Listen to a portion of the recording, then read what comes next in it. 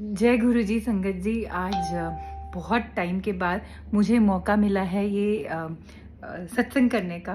Probably गुरु जी की मर्ज़ी थी कि मैं अब करूँ। मुझे ऐसे मन में भी भाव आया कि मुझे अब कर लेना चाहिए और कई लोगों ने बोला भी। तो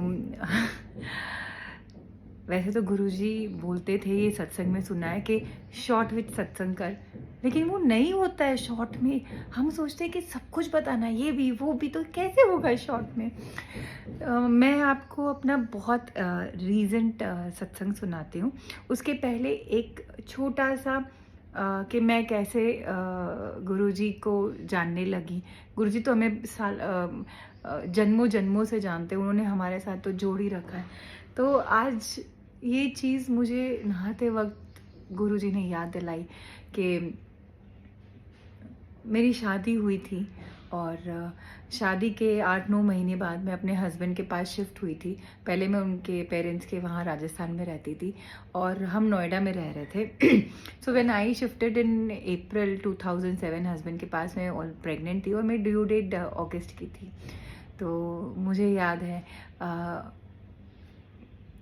मेरा बच्चा हुआ, वो काफ़ी छोटा था और आज मुझे याद आया कि उस वक्त भी मैं सोसाइटी के अंदर जो शिव जी का मंदिर था वहाँ जल चढ़ाने जाती और मैं कैसे जाती।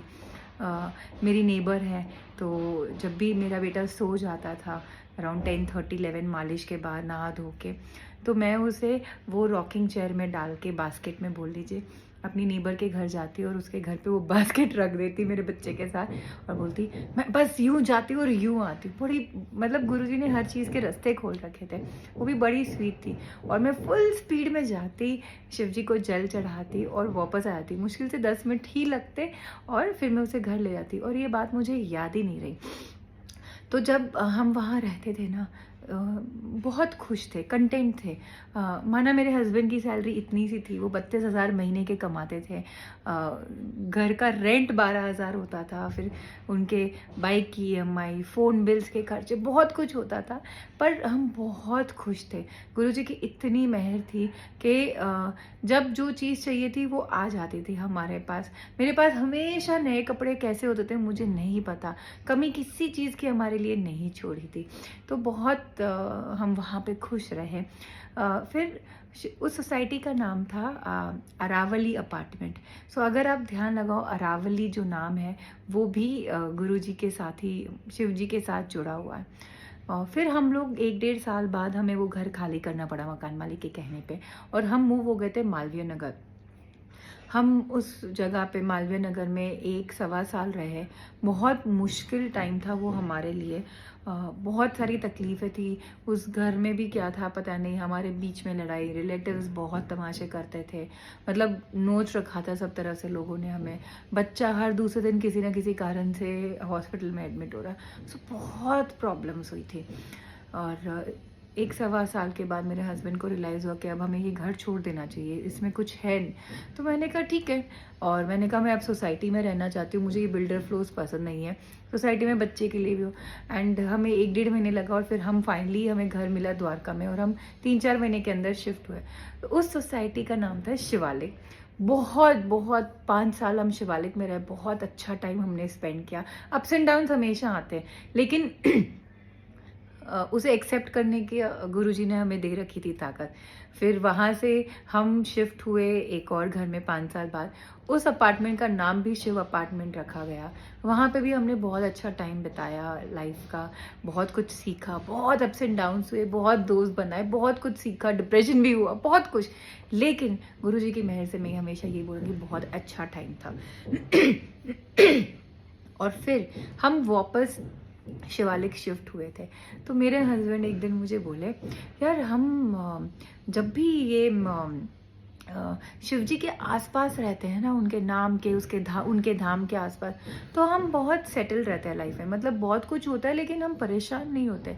और जैसे ही हम शिव जी के नाम से इधर उधर हो जाते हैं ना, तो हम बहुत परेशान हो जाते हैं लाइफ में। और हम हंसते थे, पर तब हमें ये चीज़ नहीं पता थी कि ये फैक्ट है हमारी लाइफ का, कि शिव जी हमारा ध्यान कब से रख रहे हैं हमें तो ये पता भी नहीं था। सो एनीवेज, अब मैं चलती हूँ करंट सत्संग पे। कल ट्यूसडे था और मैं पिछले 3-4 दिन से बहुत बेचैन थी।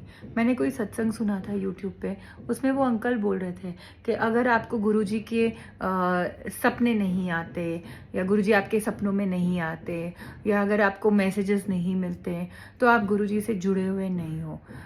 तो मुझे ना ये सुन के बहुत डिस्टर्ब हो गई मैं, क्योंकि सच में मुझे कोई मैसेजेस नहीं आते। मेरे सपनों में भी गुरुजी नहीं आते। बहुत पहले जब हम जुड़े थे, जब मुझे ऐसा लगता है जब हम जुड़े थे, तब मुझे एक बार गुरुजी सपने में दिखे थे। और मैसेजेस, इतने मैसेजेस होते हैं फेसबुक, इंस्टाग्राम पे, ये रील अगर आप लाइक शेयर करोगे तो गुरुजी है। तो मैं ऐसे मैसेजेस पे विश्वास नहीं करती, तो मैं देखना ही नहीं चाहती ऐसे मैसेजेस।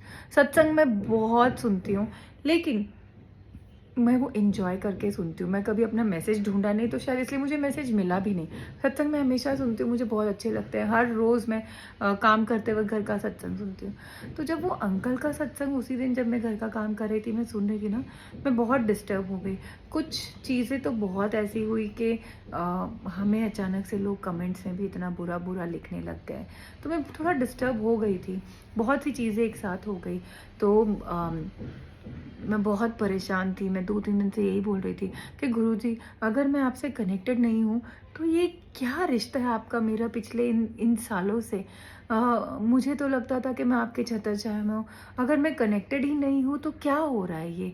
मैं समझ ही नहीं पा रही हूँ गुरुजी, ऐसे थोड़ी ना होता है। मुझे तो लगता था आप मेरे साथ हो, मैं आपके साथ हूँ। पर हाँ, मुझे सच में मैसेजेस नहीं आते, ना मेरे से मेडिटेशन होती है। पर हाँ, मैं अपने गुरु का नाम हर पल मेरे दिमाग में, मेरे मन में, मेरे मुँह पे रहता है। मैं समझ ही नहीं पा रही हूँ गुरुजी, अगर मैं आपसे कनेक्टेड हुई नहीं, तो क्या किया मैंने लाइफ़ में? मैं बहुत डिस्टर्ब थी। और मैं बोल रही थी गुरुजी, ना तो आप मुझे कोई मैसेजेस देते हो, ना आप मुझे ड्रीम में आते हो। क्या चल क्या रहा है आपके मेरे बीच में? एंड मैं बहुत रोई।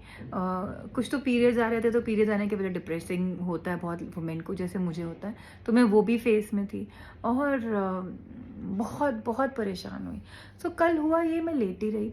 मैंने कोई सत्संग चलाया, 1.5 घंटे का सत्संग, जो मैं जल्दी से चलाती नहीं हूँ। मैं कोशिश करती हूँ सत्संग जो हो कम से कम आधा घंटे का, मैक्सिमम 40 मिनट का, क्योंकि आप कॉन्सेंट्रेट कर रहे होते हो और सुन पाते हो। बहुत लंबे हो जाता है तो ना मेरा कॉन्सेंट्रेशन थोड़ा सा इधर उधर हो जाता है कभी, या कभी कोई फ़ोन आ जाता है, कहीं ना कहीं से रुक जाता है। तो मैंने सोचा मैं चलो सुनती हूँ। तो आंटी का मैं सत्संग सुन रही थी, तो मैं बड़े ध्यान से सुन रही थी लेटे लेटे, और मैं बोल रही थी हाँ ये सत्संग मैंने पहले भी सुना, आंटी ऐसे गई ये वो, फिर भी मैं सुने जा रही थी। क्योंकि अगर गुरुजी आपको दोबारा भी कोई सत्संग सुना रहे हैं या 10th टाइम भी सुना रहे हैं, तो उसमें कोई ब्लेसिंग है। फिर स्टॉप कर दिया मैंने कि हाँ बेटा आ गया, उठ के काम करती हूँ, ये वो खाना बनाया। और मेरा मन बहुत विचलित हो रहा था। फिर मुझे अचानक से हुआ कि नहीं, मुझे मंदिर जाना है। फिर मुझे रियलाइज़ हुआ, पिछले हफ्ते भी ठीक इसी दिन पे मेरे मन को ये हुई थी मेरे साथ। और एक छोटा सा बीच में एक और बताती हूँ। सो ये इस बार मैं आपको बता रही हूँ ट्यूसडे का। ये मेरे साथ हुआ था लास्ट ईयर 1.5 महीने तक एवरी वेडनेसडे, और फिर उसका भी सिमिलर ही सत्संग है वेडनेसडे का। तो फिर मैंने सोचा चली जाती हूँ यार, मंदिर बंद है कोई बात नहीं, चली जाती हूँ। पर लेकिन 40 किलोमीटर दूर ड्राइव करके जाना, एक गर्मी इतनी, वही सोच रही हूँ, गाड़ी भी नहीं। फिर कैब करके जाऊँ, वापस आते वक्त कैब मिलेगी कि नहीं, स्कूटी में तो मैं नहीं जा सकती। अंकल के ऑफिस जाके गाड़ी उठा के फिर लेके जाऊँ, वो पॉसिबल नहीं है। क्या करूँ? फिर इतने में मेरा बेटा आया मेरे पास, लेटा। तो मैंने कहा यार मेरा ना बेबी मेरा मन नहीं कर रहा है, मेरा मन हो रहा है मैं मंदिर चले जाऊँ गुरुजी के। तो मेरे को बोलता है हाँ तो क्या हो गया, चले जाओ। फिर मैंने मन में सोचा गुरुजी आपको बुलाना होगा ना, कुछ तो आप इसके मुंह से बुलवा ही देना, ताकि मुझे इशारा मिल जाए। देखो बोल रही हूँ, शक भी कर रही हूँ, बोल रही हूँ। तो मैंने कहा पर बेटू आज मंदिर बंद होता है, मैं क्या करूँ? तो आप बाहर से भी तो दर्शन करके आ सकते हो। मैंने कहा हाँ। इशारा मिल गया। मैंने कहा जल्दी निकल कमरे से, मेरे को कपड़े चेंज करने, मुझे जाना है। और टाइम ऑलमोस्ट 4:50 थे। मैंने हस्बैंड को फ़ोन किया, मुझे मंदिर जाना है, मेरा मन नहीं लग रहा है। तो बोले ठीक है मैं गाड़ी बुक कर देता हूँ। मैं कहा फिर मैं आऊँगी कैसे? तो बोले कि उसी गाड़ी में भैया को बोल देना, वहाँ पहुँच के कि आप इसी राइड को दोबारा कर लो और मुझे घर पे ड्रॉप कर दो। मैंने कहा ठीक है। और 5 बजे कैब, और मैं कैब के अंदर, और मैं चल पड़ी। तो चल के गाड़ी स्टार्ट होके 2-3 मिनट हुए, मैंने वो सत्संग ऑन कर दिया। मुझे याद आया कि चलो अब मैं वो सत्संग कंप्लीट कर लेती हूँ, 1.5 घंटा का रास्ता है। तो हालांकि आधा मैं सुन चुकी थी। तो सत्संग सुनते सुनते ना मैंने ऐसे मन में आया कि गुरुजी, क्योंकि आंटी अपनी बेटी के बारे में बताई थी, मैं कहा गुरुजी मुझे कब बताओगे मेरे बच्चे के बारे में, मेरे को समझ ही नहीं आ रहा है। हालांकि मैंने कुछ पूछा नहीं कि मुझे ये बताओ या ये बताओ, मैंने सिर्फ इतना ही पूछा मेरे बच्चे के बारे में कब बताओगे। और कुछ दिनों से मेरा बेटा बोल रहा है कि उसको ना ये वाला सब्जेक्ट लेना है आगे अपने फ्यूचर के लिए, ये कोर्स उसे करना है बैचलर्स डिग्री के लिए। तो फिर उसने कहा मम्मा मुझे एक इंस्टीट्यूट ज्वाइन करना है, उसमें इतनी फ़ीस लगेगी, और मुझे तो पता भी नहीं ये क्या होता है, क्लैट क्या है नहीं है। और वो इंस्टीट्यूट हम गए बात करने, समझ ही नहीं आ रहा है कि और कहाँ ढूंढूं इंस्टीट्यूट, बात करने जाऊँ, कौन सा अच्छा है, कैसे पता चलेगा उसके फ्यूचर के लिए, किससे पूछे। कुछ आइडिया ही नहीं थी, क्योंकि किसी और ने मेरे फैमिली में लिया नहीं था, मतलब ले रखा है लेकिन वो दूसरी सिटीज़ में। अब दिल्ली का किससे पूछूं। अब आप देखिए सत्संग में वो आंटी बताती है कि उनकी बेटी आईटी करते करते एग्ज़ाम देने के बाद लास्ट मोमेंट के गुरुजी उन एग्ज़ाम दे दिया, फिज़िक्स केमिस्ट्री सब कुछ, उसका फ़िज़िक्स पेपर अच्छा नहीं गया जबकि उसका फेवरेट सब्जेक्ट फ़िज़िक्स था। एंड और होता ये है कि वो बहुत अपसेट थी, फाइनल 12th का फिज़िक्स पेपर लेके बहुत परेशान थी कि मेरे अच्छे नंबर नहीं आएंगे, ये वो दुखी थी। और वो कमरे में जाके रोते रोते सो जाती हैं। उनको गुरुजी सपने में आते हैं और बोलते हैं कि तूने लॉ करनी है। और गुरुजी उन्हें इंस्टीट्यूट भी दिखा देते हैं कुछ दिनों बाद सपने में, जिस कॉलेज में उन्होंने करनी है। तो ऐसे ऐसे ऐसे उनके सपने में जाते थे। आंटी बता रही थी कि मेरी बेटी लॉ करना चाह रही है, फिर हमें समझ नहीं आया और हमने उसको फिर सारे पेपर्स करे और उसने एक इंस्टीट्यूट, कोचिंग इंस्टीट्यूट ज्वाइन किया जहाँ से उसने क्लैट की कोचिंग की, और उन्होंने उस इंस्टीट्यूट का नाम बताया। और आप मानेंगे नहीं, ये वही इंस्टीट्यूट का ब्रांच है जो हम देख के आए थे। आंटी साउथ दिल्ली में थे, रहते हैं, बाद में मुझे पता चला, और हम यहाँ वेस्ट दिल्ली में रहते हैं। और वही इंस्टीट्यूट का मेरे बेटे ने पसंद कर रखा था कि उसे वहीं ज्वाइन करना है। तो देखिए जो मेरी उलझन थी, जिसके लिए मैंने कुछ बोला भी नहीं, गुरुजी मुझे रास्ता दिखाओ या कुछ, मतलब मैंने अभी तक बात भी नहीं की, गुरुजी ने मुझे अपने आप उसका रास्ता दिखा दिया। और मैं जो इतनी परेशान हो रही थी कि ये कर पाएगा नहीं कर पाएगा, आंटी का एक्सपीरियंस सुन के मुझे ऐसा लगा गुरुजी मुझे बोल रहे हैं मेरा हुक्म है, तुम लोग जाओ जाओ करो। तो बहुत रिलैक्सिंग सा फील हुआ। और कुछ और भी उस सत्संग में थे जो मैंने नोट की, मुझे लगा कि हाँ शायद मेरी भी ये गलती है। फिर मैं पहुंच गई मंदिर, सत्संग फिनिश हो गया था और ऑलमोस्ट मंदिर के रास्ते पे थे। और मैं मन ही मन बोल रही हूँ कि गुरुजी बाहर लेने आ जाना, मिलने आ जाना, क्योंकि मंदिर तो बंद होगा। और मैं पहुंच गई। फिर वहाँ जाके मैंने रास्ते में गली में कैब वाले भैया को बोला आप 10 मिनट वेट कर लोगे, मैं दर्शन कर लूँगी, फिर वापस मेरे को ड्रॉप कर देना, मैं आप ही से राइड ले लूँगी। वो बोले नहीं नहीं होगा, मुझे फरीदाबाद जाना है। तो मैंने कहा कोई बात नहीं, ये गली के एंटर होते हुए कर रहे हैं। मैंने कहा ठीक है कोई बात नहीं। और मैं मन ही मन सोच रही हूँ कि गुरुजी कैसे जाऊँगी घर, अब यहाँ से कैब मिलनी मुश्किल है, मुझे करनी आती नहीं, कैसे होगा, कोई होगा भी कि नहीं मंदिर के बाहर। संगत जी आप मानेंगे नहीं, अंकल ने मुझे ड्रॉप किया, वहाँ इतनी सारी आंटियाँ खड़ी थी, इतनी सारी, और मेरा दिल मैं आपको बता नहीं सकती, मतलब मैं मन ही मन तो चाह रही थी गुरुजी ऐसा कुछ करो कि मुझे अंदर एक बार दर्शन के लिए बुला लो। लेकिन ये भी विश्वास है कि हम इस लायक ही नहीं है कि गुरुजी हमारे लिए आए, दरवाज़ा खोले और हमें लेके जाए। हमारे घर हम इतने ओछे हैं, हम ऐसे इंसान, हम इतने बुरे होते हैं कि कैसे उम्मीद करूं कि भगवान आओ मुझे अपने पास लेके जाओ। पर यही हुआ है, वहाँ इतनी आंटियाँ खड़ी थी तो मैं समझ गई कि हाँ आज सत्संग है अंदर। पर आई वॉज लाइक मैं कैसे जाऊँ अब। मैं भी खड़ी हो गई और गुरुजी की दया से इतनी सारी आंटियाँ थी, जय गुरुजी कर रही थी और मुझे पहचान रही थी, मैं भी जय गुरुजी कर रही थी। और जो सबसे आगे फर्स्ट नंबर पे आंटी खड़ी थी ना, वो मुझे स्माइल की पहचानी, मैंने भी किया जय गुरुजी, मैं समझ गई कि वो मुझे फॉलो करते हैं। और पता नहीं वो बस मुझे ऐसे देखे जा रही है और मैं कभी इधर देख रही हूँ कभी इधर, फिर उन्हें, और मुझे गुरुजी ने ऐसे लगता है मेरे को कि जाओ उससे बात कर ले। तो मैं 10 मिनट तक सोचती रही कैसे कैसे, फाइनली मैं उन आंटी के पास गई। मैं आज भी नहीं जानती उनका नाम क्या है। मैंने कहा आंटी आप लोग सत्संग के लिए आए हो? बोले हाँ। मैंने कहा क्या मैं आप लोग के साथ अंदर जा सकती हूँ? बोले आप आए कैसे? मैं कहा ऐसे ऐसे है गुरुजी, मेरे को 3 दिन से कैसे ही हो रहा था और आज तो गुरुजी मुझे एकदम एंग्जाइटी अटैक दे दिया कि उठ जा, भाग यहाँ से, मंदिर जा। और पिछले ट्यूसडे भी यही हुआ, तो मैंने सोच लिया कि अब मैं टाइम नहीं वेस्ट करूँगी, मैं जाऊँगी। बोले अच्छा ठीक है, जिन्होंने ऑर्गेनाइज़ किया हम उनसे परमिशन ले लेते हैं। मैंने कहा ठीक है। फिर जैसे जैसे हम आगे गए, जैसे एंट्री खुली तो जो अंकल टेबल पे होते हैं जो नाम नंबर लिख रहे थे, उन्होंने पूछा हाँ, तो उन्होंने बोला कि ये हमारे ग्रुप का नाम है जो हमें दिया गया आइडेंटिफिकेशन के लिए, और हम 6 लोग हैं। और आप मानेंगे मैं 7वीं थी, वो 6 थे और 7th पे मैं थी। और वो अंकल बोल रहे अरे आप लोग 6 और बोल रहे हो लेकिन आप लोग हो 7, कैसे जान दो? और पीछे से जो ऑर्गेनाइज जो उन्होंने संग किया था वो बोल रहे जान दो जान दो। फिर दूसरे सेवादार अंकल उनको बोले अरे रहने दो, वो बोल रहे ना जान दो, आप रहने दो। और मैं बहुत आराम से अंदर आई। सो मतलब ये गुरुजी का संकेत था कि देख 7वें नंबर पे तू और मैं तुझे आराम से मैं आई, अंदर बैठी।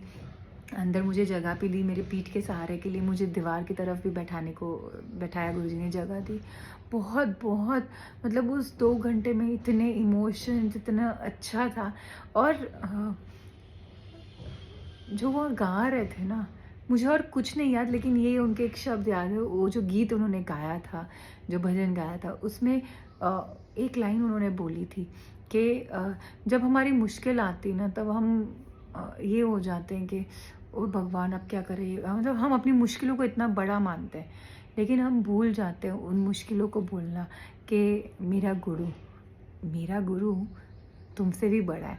तो इन जो भी मुश्किल हमारी लाइफ में आती है, उन सबसे बड़ा तो हमारा गुरु है।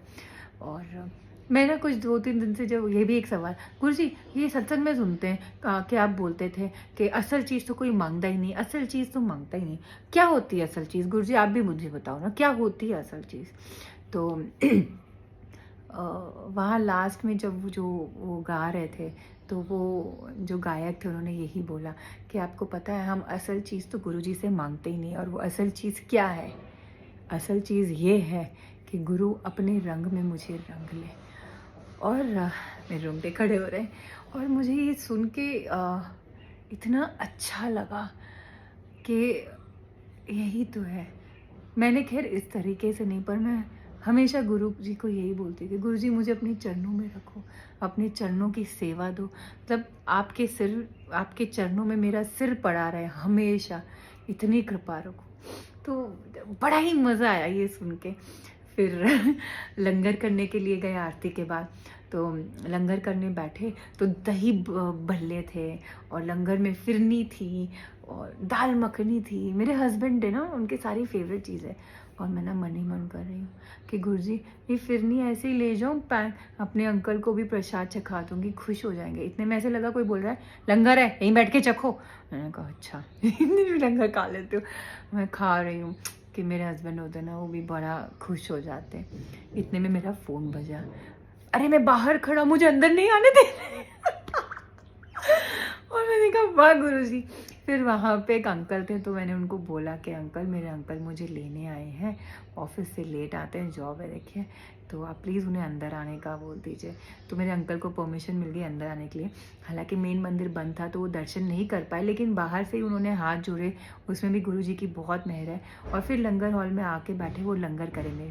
और मेरे को इतना अच्छा लगा कि देखो मेरी एक इच्छा थी कि मेरे अंकल ही लंगर करें, और वो एकदम से बाहर। तो गुरुजी को पता था मुझे क्या चाहिए और उन्होंने वो कर दिया। और इतना मतलब मुझे इतना रिलैक्सेशन हुआ। जो 3 दिन से मैं सवाल कर रही थी, मैं भगत हूँ कि नहीं, मैं आपका मेरा क्या रिश्ता है, आप मुझे कोई मैसेज नहीं देते हैं, कुछ नहीं। तो मुझे ऐसे लगा कोई ज़रूरत नहीं है इन सब चीज़ों की। जब जो चीज़ चल रही है, जैसे हो रही है, उसी से ही पता चल जाएगा कि गुरु मेरे साथ है।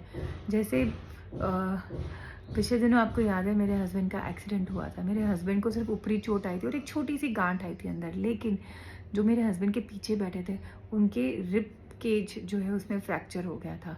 एंड ये क्या है, गुरु की मेहर है ना कि मेरे हस्बैंड एकदम सही सलामत घर आए। और जो चोटें जो इतनी हो सकती थी वो उन्होंने इतनी सी, गुरु जी हमेशा बोलते हैं 90% तो मैं अपने ऊपर ले लेता हूँ, सिर्फ 10% मैं तुम्हें काटने को देता हूँ। तो मुझे ऐसे लगता है कि ये गुरु की मेहर है।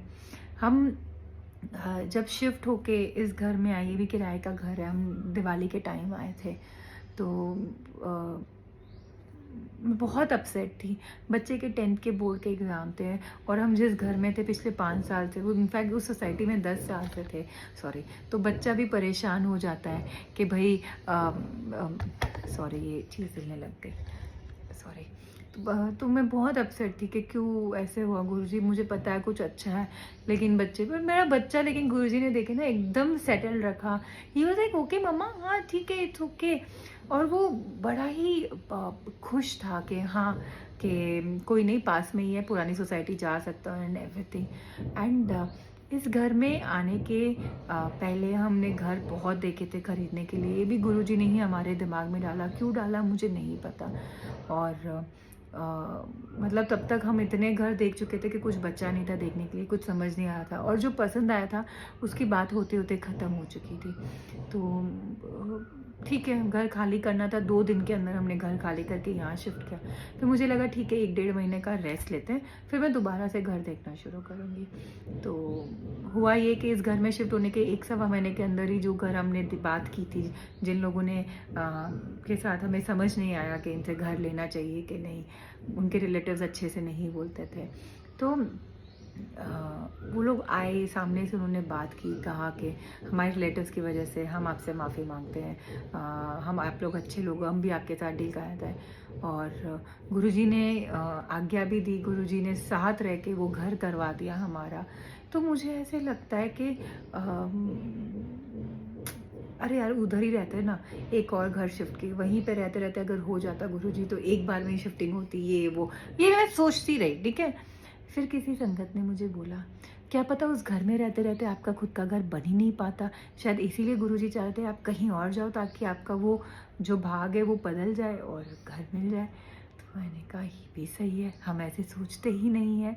एंड जब वो सत्संग में सुन रही थी, तो काफ़ी सत्संग सुनते, तो एक सत्संग भी मैंने सुना था, उसमें आंटी बताई थी कि उनके अंकल जाते हैं गुरुजी के पास, बहुत मानते हैं गुरुजी को, बोलते हैं गुरुजी मैं मेडिटेट नहीं कर पाता हूँ, पर मैं चाहता हूँ मैंने मेडिटेट करूँ, मैं आपको आपके लिए वो मंत्र जाप करूँ और मेडिटेट करूँ, मुझे बहुत मन है। तो गुरुजी ने उनका कहा, अंकल तेनू लोड नहीं। तो फिर मुझे ऐसा लगता है, क्योंकि मैं भी नहीं कर पाती, शायद गुरुजी ने यही सोच रखा हो कि मेरे लिए लोड नहीं, शायद जैसे मैं सोचती हूँ कि मेरा काम ही मेरा सबसे बड़ा धर्म है मेरे लिए, हमारे अच्छे कर्म जो हम करें वो है, तो शायद वो है। सो अगर गुरुजी सपने में नहीं आते या आपको मैसेजेस नहीं मिल रहे, इट्स ओके। हो सकता है कि ये हमारी कमी है कि हम उन मैसेजेस को कन्वर्ट नहीं कर पा रहे हैं। पर मुझे लगता है कि अगर ऐसा हो तो आप उन्हें दुखी नहीं होना है, जैसे मैं हुई थी, क्योंकि मैंने तो लिटरली गुरुजी को इतना सोचा करा, इतनी दुखी हुई कि गुरुजी ने मुझे सच में दिखा दिया कि देख मैं पल पल तेरे पास हूँ। और हर बार जब वो मुझे इस तरीके से बुलाते हैं ना, मुझे एक नया चमत्कार दिखाते हैं, एक नई चीज़ देते हैं। सो वो तो मैं अभी नहीं बताऊँगी मुझे एक और चीज़ क्या मिली मंदिर में, कभी गुरुजी का हुक्म होगा तो बताऊँगी। पर कल मुझे पता चल गया कि ये मेरा दिमाग है ना, फालतू में चलता है। बस गुरुजी जैसे बोलते हैं ना, उसे बाहर रखो और आओ मेरे पास। तो ये मैं ज़्यादा चला लिया, मैंने कहा नहीं, आज गुरुजी ने दिखा दिया कि देख मैं तेरे साथ हूँ। जो जो कितनों की किस्मत में नहीं है, जो कितनों को पता भी नहीं है, जो मुझे खुद को भी नहीं पता था, वो सब चीज़ें गुरुजी ने मेरे से करवाई and I am like wow.